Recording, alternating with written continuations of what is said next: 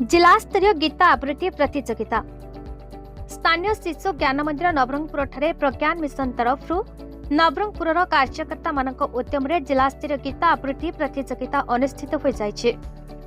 उक्त सभारे नवरंगपुर उपजिलापाल श्री प्रकाश चंद्र मिश्र मुख्य अतिथि रूपे जोग देइथिले और प्रदीप प्रज्वलन करी प्रतियोगिता आरंभ करा जायथिला।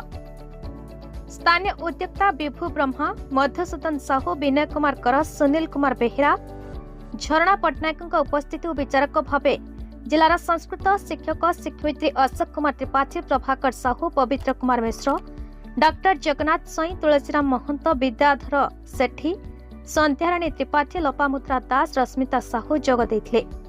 प्रतियोगिता विभिन्न ब्लॉक रु मोट 46 जन प्रतियोगी अंशग्रहण करथिले। प्रतियोगिता क विभाग में मनीषा गंड प्रथम, हरप्रसाद दलई द्वितीय और सुलग्ना नायक और गुंजन कुमारी ठाकुर तृतीय। ख विभाग में एम सूर्यनारायण प्रथम, सिद्धार्थ मिश्र द्वितीय और सूरज सिंह तृतीय स्थान। ग विभाग में एम सूर्यप्रताप प्रथम, संतोषी भत्रा द्वितीय और गायत्री भत्रा तृतीय। घ विभाग में प्रियंका नायक प्रथम स्थान अधिकार करिसेंती। कृति प्रतियोगी माने पुरस्कृत होइछंती। ए प्रतियोगी माने आगामी दिन में राज्य स्तरीय प्रतियोगिता भाग नेबा पई योग्य विवेचित होइछंती। शेषरे डॉक्टर मधुसूदन साहू धन्यवाद अर्पण करे।